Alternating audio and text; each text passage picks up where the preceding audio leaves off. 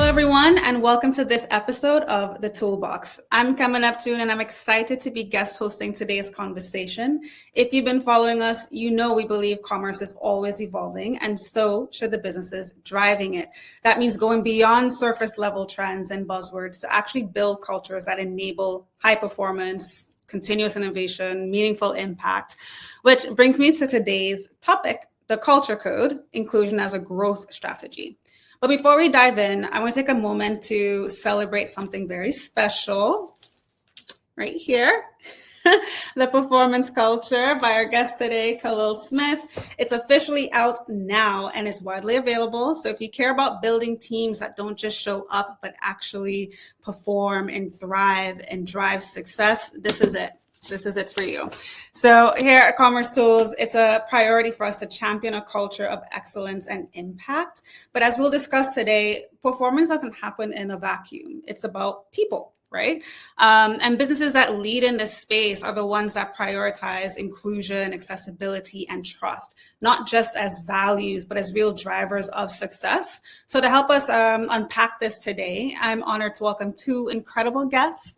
First, Heather Dowdy, Netflix's head of global product accessibility. Heather's an expert in inclusive design and a recognized leader in accessible technology, shaping how millions of people interact with digital experiences. And of course, we have Khalil Smith here today, VP of Inclusion, Diversity, and Engagement at Akamai Technologies. He's a leadership and performance culture expert, and now the author of The Performance Culture.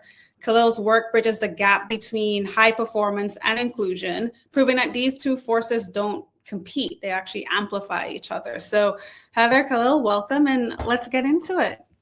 Thank you. Excited for the conversation. Yeah. So, okay, let's start big. Many organizations still treat diversity, equity, and inclusion and belonging as a compliance exercise rather than a growth driver. So, Khalil, Heather, what's the biggest mindset shift that needs to be made to truly understand and integrate these principles into their business strategy?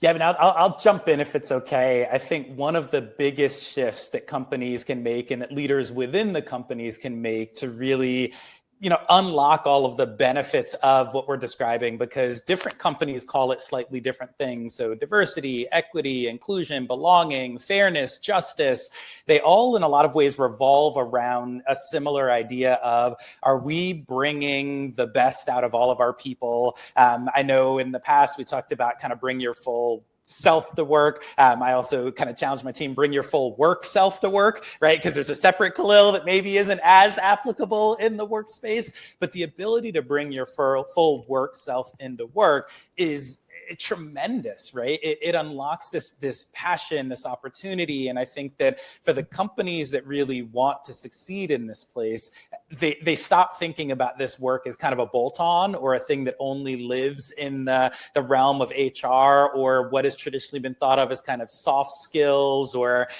kind of all of the things that maybe revolved around this in the past. And they start thinking about, well, if we could get 20, 30% more out of our servers or 20, 30% more out of our, enter thing here, wouldn't we do it? And when you can get more out of your people by treating people well, listening to them, welcoming them in, creating the right type of environment, then you start to realize this is not a nice to have, it is truly a business imperative. And I think that mental shift changes it from something that you do when it's convenient or when it's available to something that you prioritize. And so you don't go from saying we're really busy, we can't do that inclusion thing anymore. You say we're really busy, I'm so glad we baked inclusion into the way that we run our meetings and the way that we hire and the way that we promote, and that it's just a part of the fabric of the way we do business. And so I think there's a lot that goes into doing that. And this is where Heather is the expert of like, okay, so how do you bake that in? How do you actually make it happen.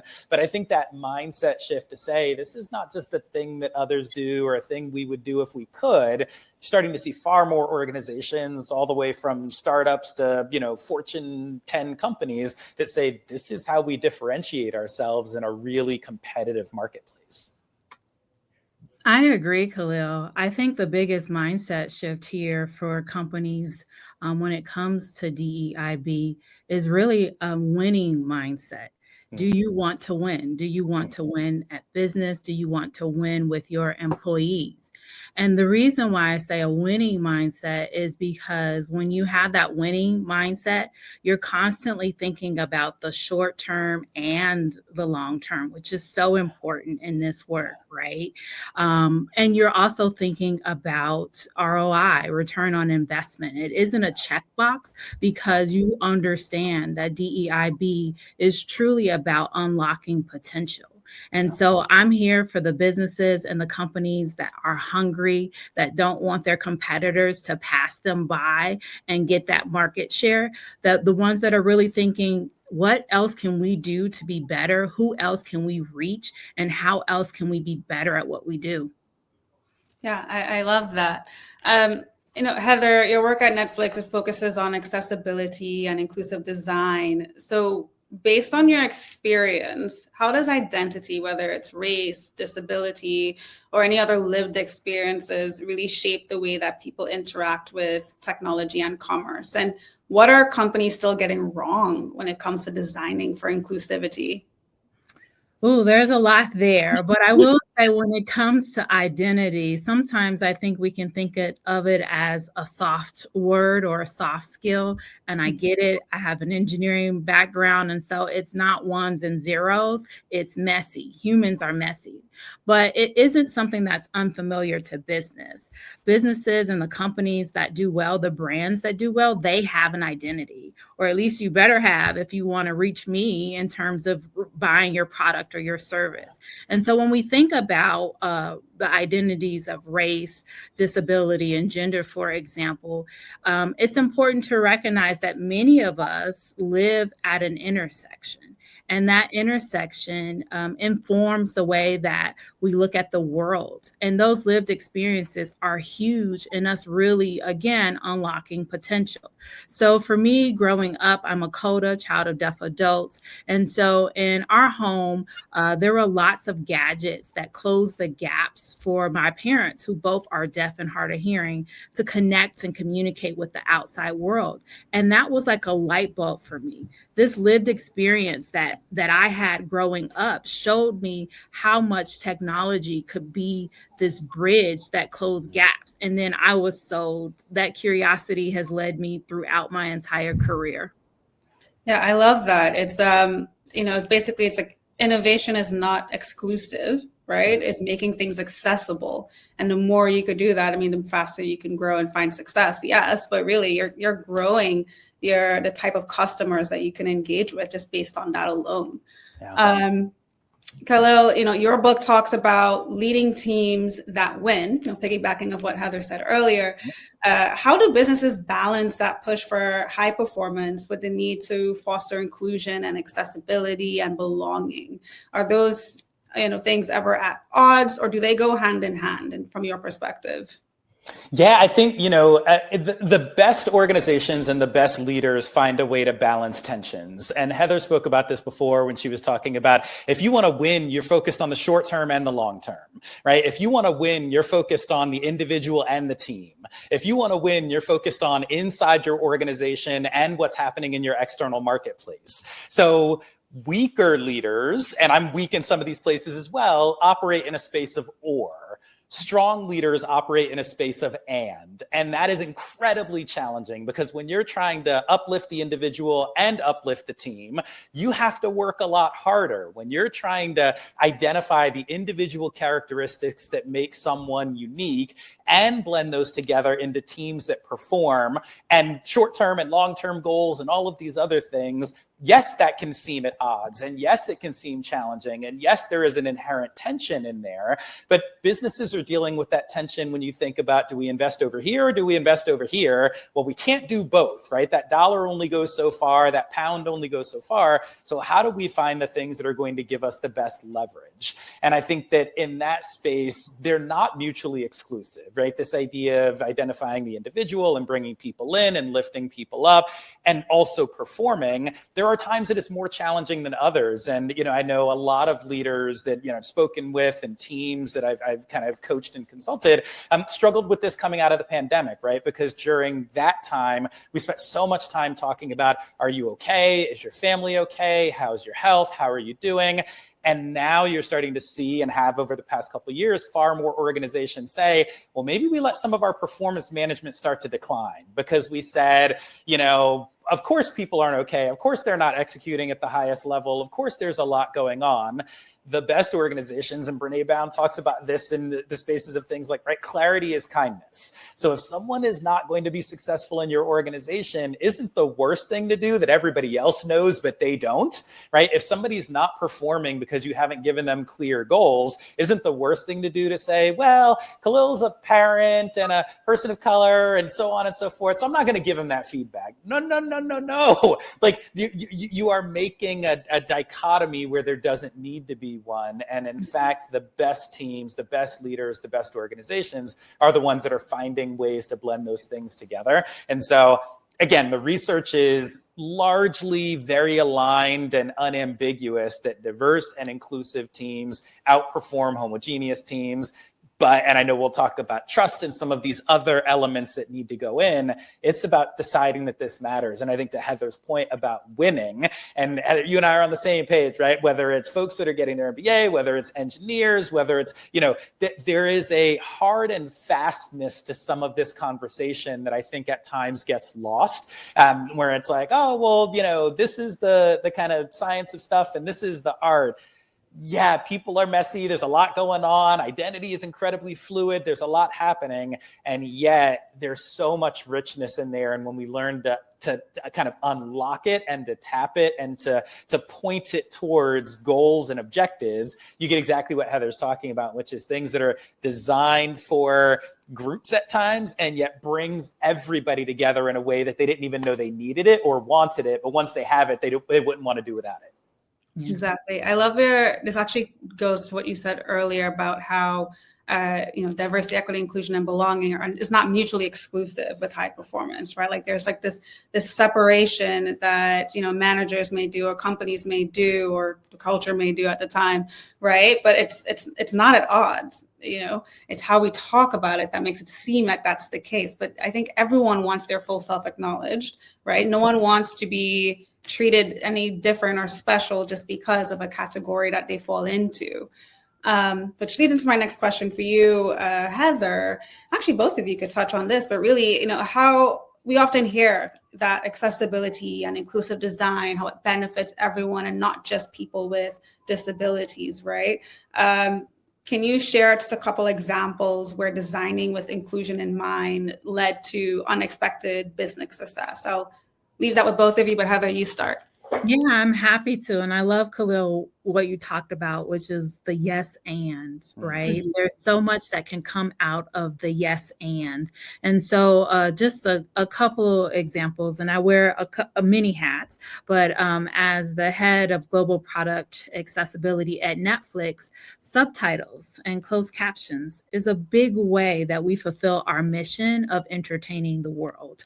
That is accessibility built into the Netflix mission. We literally could not fulfill our mission without accessibility because we serve a truly global audience. And so when we are showing you that next great hit from Korea or that next great thing from Spain, it's subtitles. It's over 40% of members watch content, our content specifically, with subtitles turned on. That is more than just people that have a hearing need. That's what we call an accessibility, where you solve for one and extend the benefits to many. So you solve that for folks that needed it, for folks with hearing needs, but then there are so many of us that benefit from it in terms of seeing international titles that aren't in our native tongue.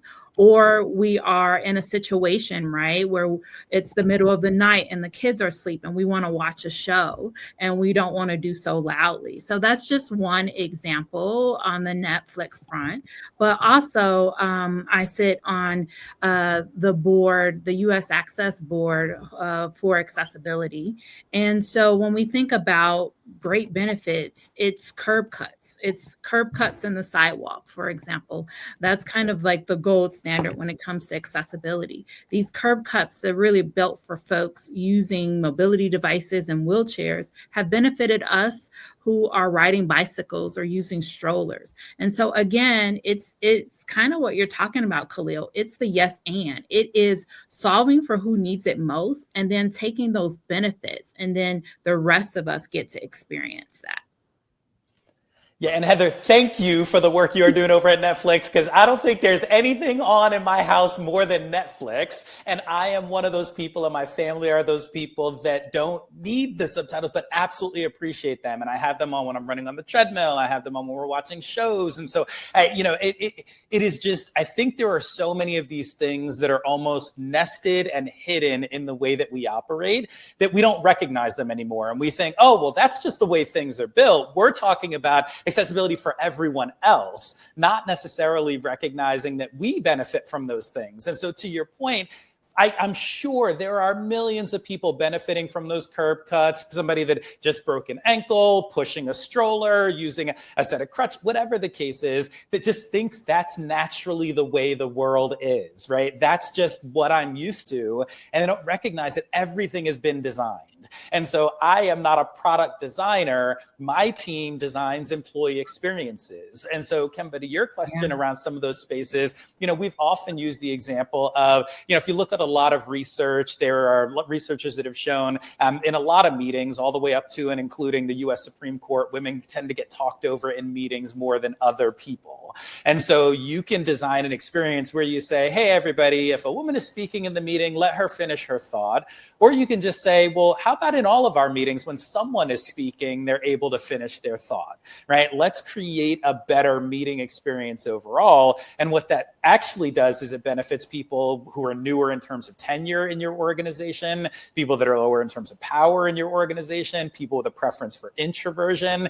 And so it changes the very dynamic of the way that you run your meetings. Interviewing and promotions is another great example of that. There are lots of people that have been passed over for promotion because somebody knew another person. Those haven't only been people from a particular demographic group. And yet when you take a step back and say, well, how would we build a better interview and promotion process? How would we mitigate bias? What is it that we are truly trying to accomplish? And how do we bake that into the way that we operate? Well, then everybody benefits, because now it's not just, do you work in the home office? It's not how long have you been here? It's not whom do you know? It is really more about your skills and your potential and your performance. And so I just think, sometimes we assume that the world that is just the way that the world is supposed to be, and don't see the invisible hands behind the scenes that are doing things like saying, we should have subtitles for everything. Well, my youngest son will probably just grow up and that will be the norm that he always knows. So how do we build those things, right? How do we build in accessibility and inclusion so that everyone just assumes, oh, this is just the way it's supposed to be? And I think Netflix does it incredibly well. Microsoft has done some wonderful things. Cisco has done some wonderful things in those spaces. Apple and a lot of other companies with technology have done wonderful things. And I think IDEO is a company that has done that quite a bit on the kind of experience side. I challenge all of us to get better at doing that with our work, right? View your work, view your leadership, view your employee experience, view your customer experience as a product. And you will start to bring in people like Heather and say, how do we make this a better product for everyone? Yeah, there's so much creativity when you think about inclusion, when you think about accessibility. Another example is that we have audio descriptions for folks with vision needs, right? It describes everything that's on the screen out and in between the character dialogue.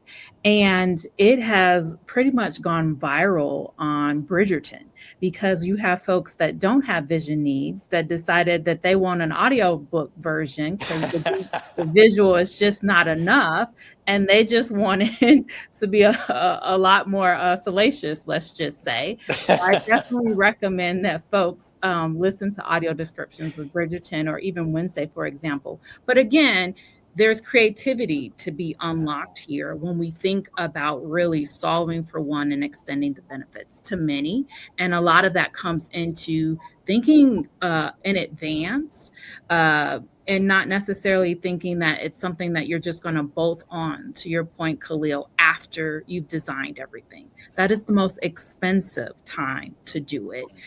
You get a lot of things for free if you just take the chains off and think at the beginning, how far can this thing go and who could we all reach? Yeah, I love that. I love what both of you all said. First of all, I watch everything on subtitles. Like I'm immediately annoyed if I cannot put subtitles on because all of a sudden I can't understand something unless I'm able to read it at the same time. And then to your point, Khalil, about like the team, right? And how you design to maximize everyone's, skill set. Something I've done in the last year was asking people before, instead of just dictating, hey, here's this new way that we're doing something. I'm always saying, what do you think about this? Does this work for you? Is this part of your workflow? Is this impeding how you work? But tell me. And if they don't say anything, that's one thing, right? You have the option to at least raise your hand and flag that, okay, this new strategy or the way that we're rolling out something or the way that we're communicating isn't working for me, and raising your hand and feeling that you're able to have a hand in designing how the team works together has been such a game changer just for my team alone in the last year. So I think that's important. It's like, yes, in terms of product design, because I'm a benefactor of some of the work that you're doing, right, Heather? But in terms of like your day-to-day as a manager, as a team lead, thinking about the best way to maximize for everyone's skill sets, it's just something that you constantly have to think about, and you will always benefit from asking. Yeah, and again, to Heather's point, this is, I think one of the biggest challenges is that creativity takes energy, right? And it doesn't take a ton of time, but it does take intention. And so it's easier sometimes to just follow what's come before or follow what's already been done or paint inside the lines. It can be more challenging to say, what if we didn't have some of these constraints? What would we do differently? How would we design a better employee experience versus I just read this thing someplace else, or in my old employer we did this, or my old boss used to do it this way. And so that point of like, how do we get creative? How do we get curious? And to your point, Kemba, part of what I talk about in the book and has continued to be important to me is how do you build awareness, right? How do you remove some of the constraints of what you think you already know to ask open-ended questions and to approach things with a bit of a beginner's mindset to say, if we were going to do this differently, what would we do here? And I think, again,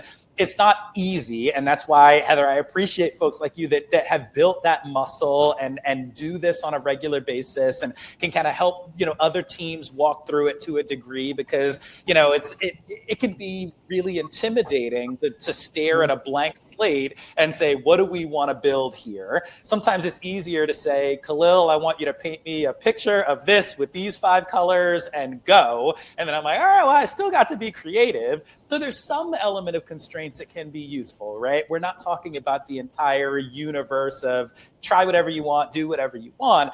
But I think, Heather, to your point, to build in that creativity from the beginning. And it's just fascinating because we're talking about this conversation around diversity, equity, belonging, fair, through the lens of curiosity and creativity, and also through the lens of winning and performance. Mm-hmm. And so these are the things I think sometimes it don't wind up being the conversation. And, in fairness, I think there's a lot going on right now around, call it DEI, right? And what all of that means. I think the benefit is that it's pushing us to be able to look to somebody like you, Heather, and say, hey, help us define this a little bit differently. Help us actually get clear on what we mean so that we're not just throwing around acronyms, but we really are getting at the root of wait, what do you mean it helps us win?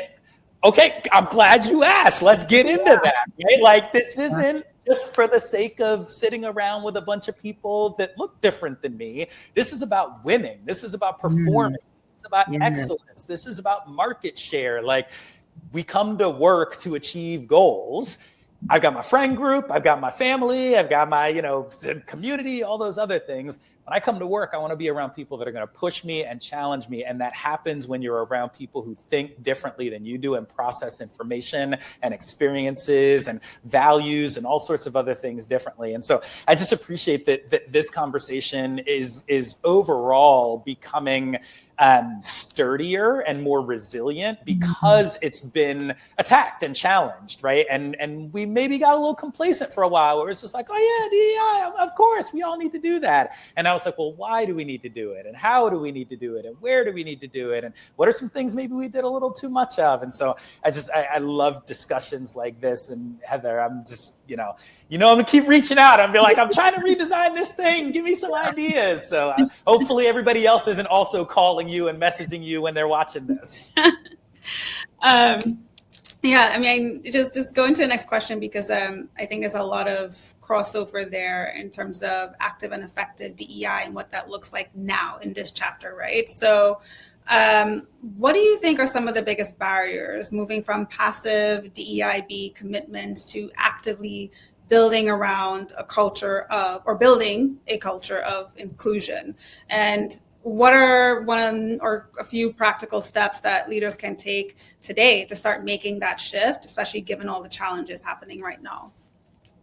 Well, I'll jump in. I love that this is titled the Culture Code because it's about culture. It's about the approach. I can't tell you how many companies and teams I've worked on where it's just like, well, just give us one thing, give us one product and we'll be good.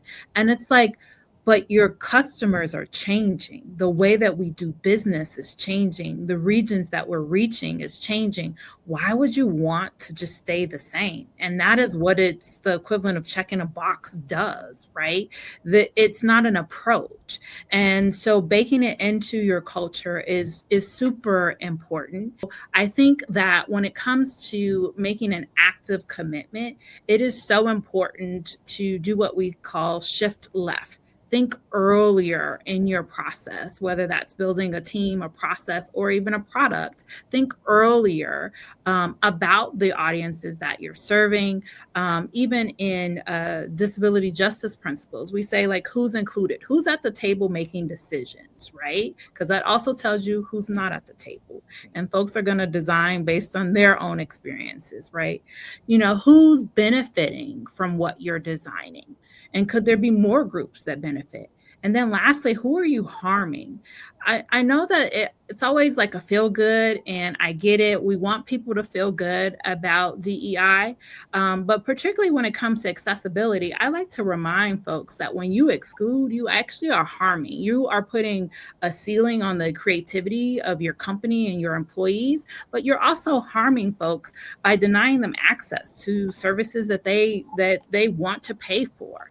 So these are things that we have to start to think about as we think about our approach and not just one-off programs or products. Yeah, agreed. And I love the idea of harm as well. Obviously, I don't love the idea of harm, but I love the idea of thinking about the harm. And I think, similarly to something you were talking about before, and I know it's a slight kind of tangent, you're harming your company, right? Like the things that you're describing where Kemba and I are now like, oh my gosh, of course I watch with the subtitles on. Like I would be less likely to have a subscription to some service that didn't have that thing. And so you are removing your ability to turn me into a paying customer and to keep me as a paying customer. And so harming, communities, harming your bottom line, harming your ability to continue to think through these things. And, I think, Kemba, to your question from my perspective, one of the things, and, I've often heard, I don't remember where I first heard it, someone say, there's no silver bullet, but there is silver buckshot. And so for anybody that's never, like, the silver bullet is like, what's that one thing that you're going to do that's going to fundamentally solve the issue? And, this person was saying, like, there's no one thing, but there are multiple things. And so finding those things that are right for your organization, right for your team, I think are incredibly important. And some of that does go back to this idea of talking to experts, reading what others have done, collecting points of view.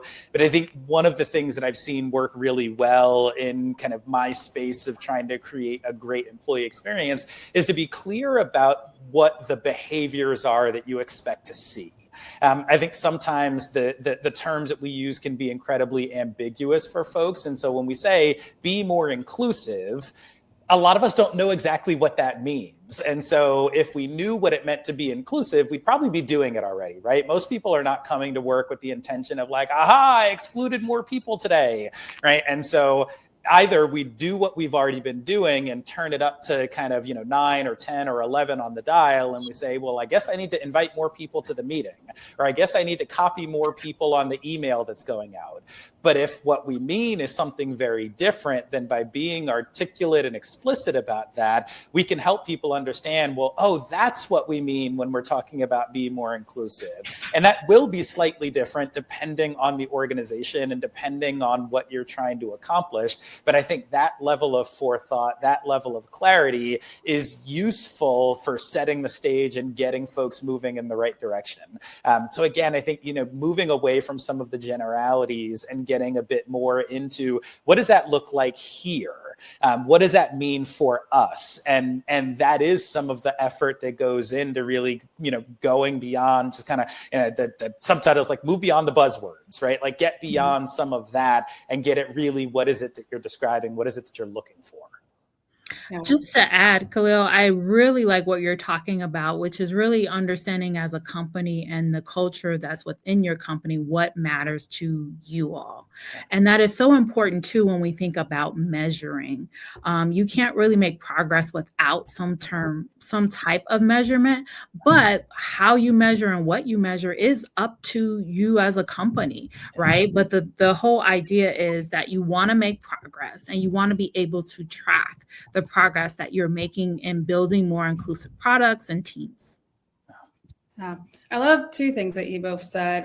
Heather, one thing you said was about putting a ceiling on creativity. It made me think about brands putting a ceiling on who their customer can be just by limiting their inclusivity. And I think about the beauty industry when Rihanna came out with her products, right? And it just had like a wide array of variety. Anybody could see themselves in her product, her brand. And then everyone came afterward offering an extensive amount of foundations, et cetera, et cetera. And that wasn't, when you think about it, that was putting a ceiling on a creativity and revenue generation at that point. And I think if the creativity part doesn't bother you, the revenue generation certainly bothers everyone, right? So I think that was really a great part that you noticed. And you both talked about outlining what actually matters to the business, and you as a leader, like you can't have progress without measurement, what the why and the how, that's up to you. I love those definitions, and I love that it is not so general. It's very prescriptive for both. So Khalil, in your book, you discuss the importance of trust in leadership and team performance. How does trust factor into building an inclusive workplace, and what happens when businesses fail to create that trust? Yeah, I mean, oh my gosh, trust is the secret sauce in a lot of these discussions, right? Ultimately, for the vast majority of folks, there are instances where maybe you don't have as much flexibility or you need to be someplace. A lot of folks have options. A lot of folks can go different spaces. And my mother would always say, and anybody that's ever heard me talk, I've quoted her probably more times than I can count, if you don't treat people well, they will quit and leave, or they will quit and stay.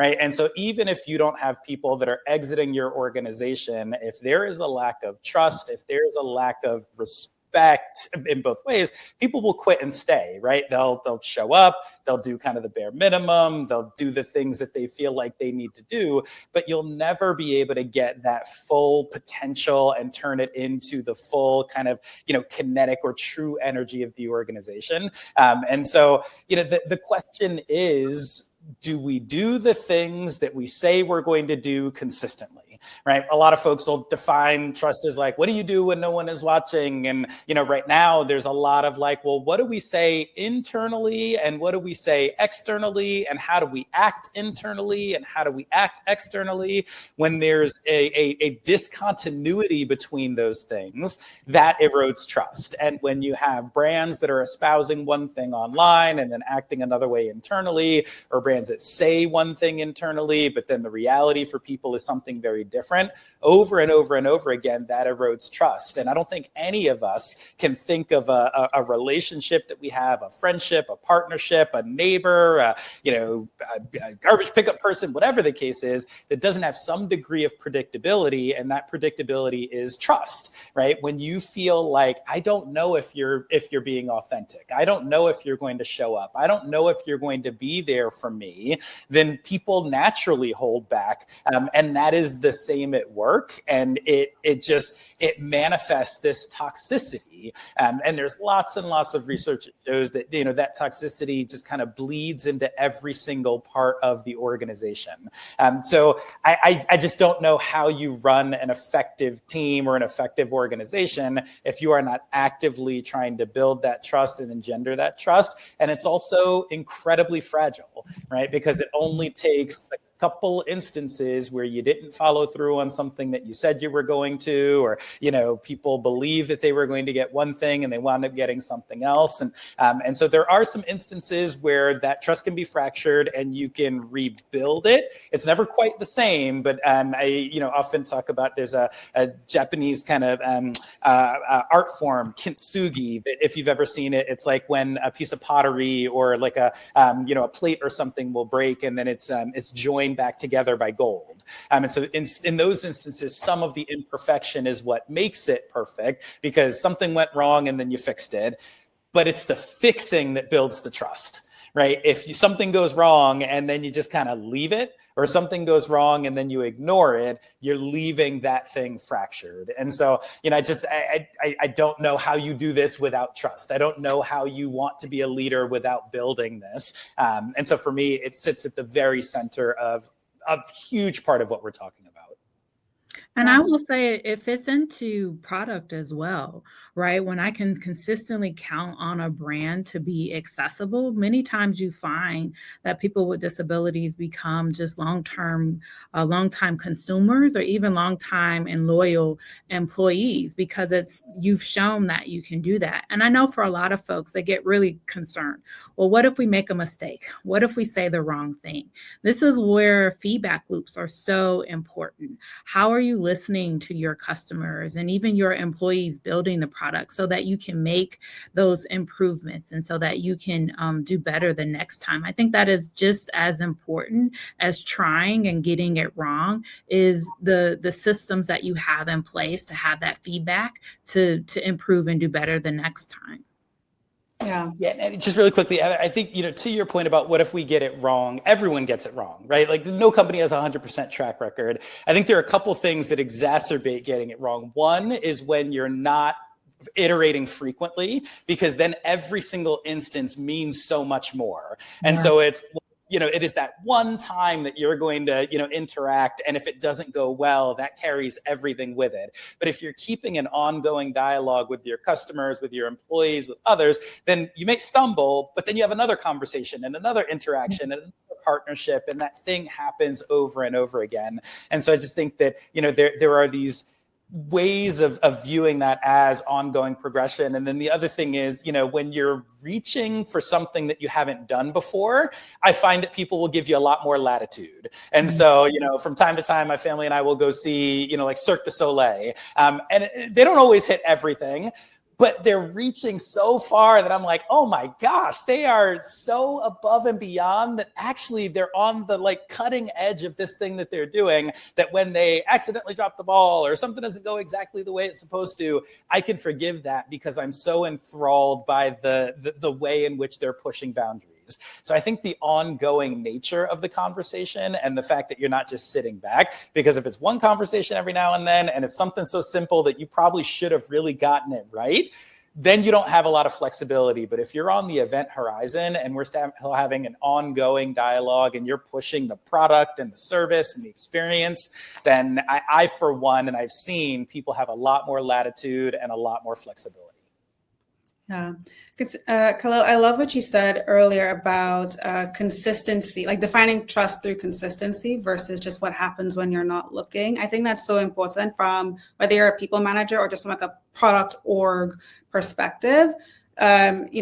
At commercetools, like we're very big on continuously innovating and enabling that continuous innovation, right? Because we believe that change is constant. And if you're not following with that, if you're not, building with that in mind, then you're failing across the board. And then why should anyone trust you, whether it's one of our customers, a partner, or someone that works with us, right? So I love what you said on that. Heather, we're going to pivot a little bit really quickly. So I want to talk about the next frontier of accessibility and inclusion. So as businesses continue to evolve their digital experiences, what do you think is next for accessibility and inclusive design? And are there emerging trends that excite you or areas where companies still need to catch up? Yeah, well, I don't think it'll be a surprise. AI, right? It is like everywhere. I went to the CES show in the US. Just to walk the floor and see what folks were talking about. But I've also worked at Microsoft in standing up the AI for Accessibility program there. And the idea with AI is not for it to replace people, but for it to complement people and what we can do. And so when I think about it through that lens, I think about how for many countries, right, the unemployment rate for people with disabilities continues to be twice that than people without disabilities. And there are lots of stats where it's been stagnant for 30, 35 plus years, right? And so accessibility, when we think about technology, there's an opportunity for us to accelerate progress, for us to truly close those gaps. And I believe that doing things that we haven't done before in the way of AI is what is going to help us to do that. And so specifically when it comes to just my experience in tech and working and building inclusive products, I am so excited for true personalization, for context aware support, not just the chatbot, but, settings and other personalization within products that really understands this intersection that I live at, these needs that I have expressed through how I use the product to really make sure that I feel like the service and the product get me as a customer. And so I think that there is so much in the way of AI and productivity that will help just the workforce in general. And I'm hopeful that it will open up and unlock opportunities for more people with disabilities to be at the table and helping to design and build inclusive experiences, but also just the personalization front for sure. I think we have yet to tap the surface with that. Yeah, I'd agree. I think an AI is on everyone's mind right now. Everyone's either investing in it, trying to figure out how they could make it them be more efficient in their practices, as well as that deep personalization. If you're in retail, that's all you're playing with right now, right? So I love what you just said about that. Okay, so we talked a lot about internal culture, we talked about impact, but I want to talk about inclusion beyond internal culture, right? So business responsibility. We know businesses have an enormous impact externally, right? Whether it's like your brand. But what responsibilities do companies have to design products and services and experiences that reflect the full diversity of their customers? And I want to hear about this from you both internally and externally. Khalil, go for it. Yeah, it's interesting. The question and the term responsibility is an interesting one. I don't know if this is a provocative point of view. It may be, so we'll see. Actually, in the book, the kind of starting of the book, The Performance Culture, one of the things that I talk about is that I believe in some instances we have transferred what we may believe to be failures of government or media or other instances onto businesses. And we've looked to companies to say, hey, we don't quite trust over here. Can you solve this? We need you to kind of take this on. And we see that in things like the Edelman Trust Index that have, shown over the years that businesses and CEOs, and particularly like my own CEO, right, in my organization, is one of the people that I trust the most around information and news and so on. And so the question around, from a societal standpoint, what obligation or responsibility do businesses have? I don't know that they necessarily do have one. I think that as a shareholder, I want my business providing the most accessible products for all the reasons that we've been talking about, right? I want this product in the hand or in the home or in the experience or in the workflow of as many people as can purchase it and be hooked on it. And to Heather's point about people saying like, I'm brand loyal and I love what this organization does and I'm not going anywhere and I trust this company. Those are all things that I want to be the case, either as an executive or as somebody that benefits as the company does well. I think that, Kemba, you and I had chatted before, and one of the analogies that came to mind for me is, it's almost like saying, you've got a coach of a local sports team, and there are a bunch of failures in some other spaces. So that coach needs to develop all of our youth, right? They need to be the person that is going to fix the kind of challenges of society. The coach's job is to win the game, right? The coach's job is to obviously to grow great people and to support them. But also then we have to include the teachers and the religious leaders and the parents and the society and a bunch of other folks in that conversation. And so for me, I think that businesses benefit, and I don't know why you wouldn't want to expand the aperture, bring more people in. But in terms of, is it a responsibility? I just think it's good business. I just think it's smart. I just think that ultimately what you learn at work and what you benefit at work and what you benefit from the products that you use can absolutely have a really positive ripple into the rest of society. But businesses are not the same as society overall. There's some overlap, but I don't think that we can let the rest of society off the hook and say, businesses, this is on you. So Netflix, you need to tell us what good looks like. I think Netflix does an amazing job of bringing things into people's homes and showing them what inclusive media looks like and what does it look like to have, leading people from different genders and races and backgrounds and experiences and all sorts of other things. But if that's the only place I'm getting it, I don't know that it moves the needle. I think it should be complementary, not the entire thing. Heather, I am eager to hear your perspective here. We have not talked about this. I'm like, okay, now you want to get into the juice. I do think that companies have a responsibility, but I do understand what you're saying. I don't think that the burden wholly falls on them. And I think that, and sometimes in talking about corporate responsibility, we might have shifted that way, right? But at Netflix, one of our cultural values is freedom and responsibility. Like, with freedom comes some type of responsibility in how you handle that. I think what's really important, though, is we've been talking about leadership, I think a little bit loosely, but I can say that in my experience at high growth companies, as well as my experience just learning and studying about leadership, the ones that do well have really great leaders. Like, they understand what it means to lead, not that like kind of flaky stuff. We're talking strong leadership level. And I think that is super important when we think about being stewards of the companies and in the marketplace. Like, we aren't talking charity work. So if we think it's corporate responsibility in terms of charity, it's commerce with a big C. Folks are going to show you what they value by either purchasing or walking away and purchasing from someone else. So that is very real.